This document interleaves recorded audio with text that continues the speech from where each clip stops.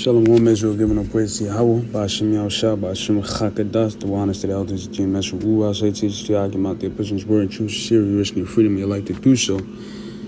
More so now than ever before, man. This is from New York Post. The states are working to ensure your employer can't force you to wear a microchip, which is always going into what the elders speak about, what brothers be pushing out, man. Esau's going to start soon pushing that the RFID chip, man. They're going to soon start pushing out the RFID chip. To chip the population, man. The tracking, man, which is according to the scriptures. What we're going to get into. But I'm going to read some of this and we're going to get the scripture. So it says, states are working to ensure your employer can force you to wear a microchip. Indiana is a step closer to forbidding companies from forcing workers to implant microchips in their bodies following the State House of Representatives anonymous passage of a bill last week that could make it the 12th state with such a law. Is this just a bill to protect against the stuff of science fiction? Not at all. Say experts on workplace law and technology who worry the right size microchips can open up massive questions about worker privacy and company surveillance. I would definitely not call it far-fetched, said Ifeoma Ajonwa, a Cornell University labor and employment law professor focused on the ethical use of workplace technology. It's been 3 years since workers at one Wisconsin company voluntarily had microchips inserted in their hands, and it's likely there are more companies out there, but they are probably not advertising it, Jun Wang said.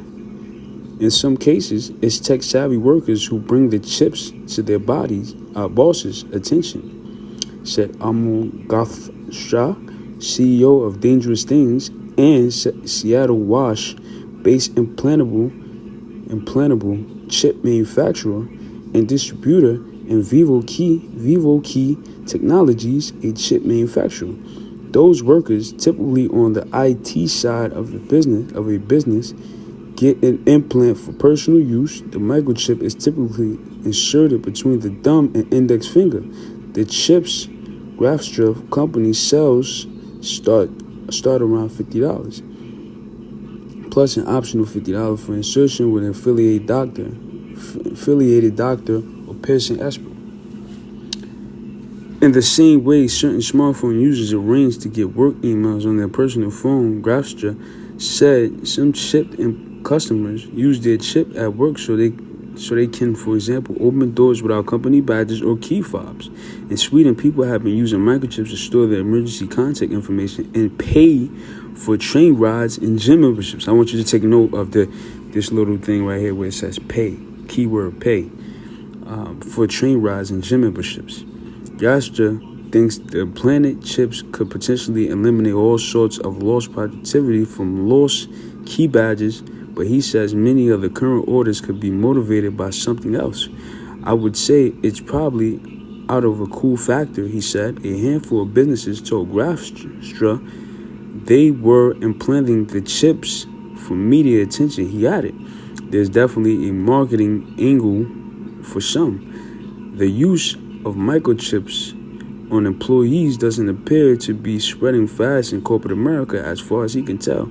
His companies receive approximately 100 orders for various amount of chips from American businesses between 2015 and 2018 for contacts. His chip manufacturing company, Dangerous Things, has sold between 150,000 and 200,000 chips domestically and abroad, mostly to individuals since it launched in 2013. It's a little bit more. Well, it's a lot more. Well, I try to speed it through. I try to speed it through. I wouldn't say there are businesses going hog wild with chip implants. He said 7 states have banned mandatory microchipping of humans, which we know. Side note, which we know that it's going to be made mandatory very soon, which we're going to get the scripture to say that. But it says, nonetheless, lawmakers in Indiana and other states stand ready to legislate on the issue. What we're trying to say is employers cannot go to employees and say we're doing away with the name badges and microchipping you all. The Indiana bill's author, Rep. Elaine Morrison, a Republican, told MarketWatch a week after the 96-0 vote. Employers cannot condition a job offer on chip insertion, and if workers lose their job for allegedly refusing to implant one, the bill lets them sue for damages. Morrison said he was not aware of any companies in Indiana that have attempted to microchip employees. The only instance he knew was the Wisconsin-based tech company, Three Square Market, where approximately 50 workers voluntarily had chips inserted in 2017. The company did not respond to a request for comment, but has previously said it has zero interest in tracking anyone, which we know is bullshit. If the bill passed, Indiana would join 4 other states that outlaw mandatory microchipping for employees, said Pam Greenberg, a researcher on privacy and technology policy issues at the National Conference of State Legislature, a resource organization for state government. 7 other states ban mandatory microchipping for any human, Greenberg, which we know all these bans are going to be lifted very soon, which we're going to get in the scripts here. But I just want to finish this off. It says, let me get the scripture now, man. This is, because we already know where this is going. This is Revelation 13, verse 16. He calls of all, meaning it's going to be mandatory. And this is John the Revelator on the Isle of Patmos when he received the vision of the Lord. And he said, and he calls of all, both small and great, rich and poor, free and bond. Meaning if you're small in society or you're great in society, whether you're rich in society or you're poor in society, whether you're free, meaning you're not locked up, and bond, or or if you're in jail, to receive a mark in their right hand. Right, literally physical right hand, or in their foreheads, because they say the microchip only works through heat. And if you know anything about the body at a molecular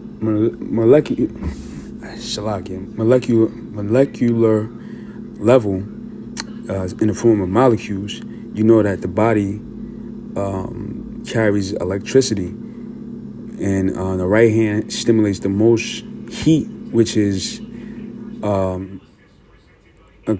contractor of electricity, which is gonna power the RFID chip to work. You see the right hand, and that's why John specified the right hand, because that's where it is best worked functionally, because this is where the heat comes from your right hand, and in your forehead, of course, you have the most heat. That's why anytime now, especially now, you go to a gym or anything or an Apple store, where they do put that the thermal heat or to read your temperature through what, your forehead or your right hand. It's the same thing with the RFID chip, and it's conditioning you. So it said verse 17, that no man might buy or sell, save he that had the mark or the name of the beast or the number of his name. It goes on and says 666, the number of his name, but it's really RFID chip, radio frequency identification device. And that's going to be pushed to the whole world very soon. So with that, I want to give all praise to Yahweh, Ba'ashim Al-Shah, Ba'ashim Al-Kakadas, Gabuhan, Al-Jahal, Team Messer Rubal. Salutations to you, Akim.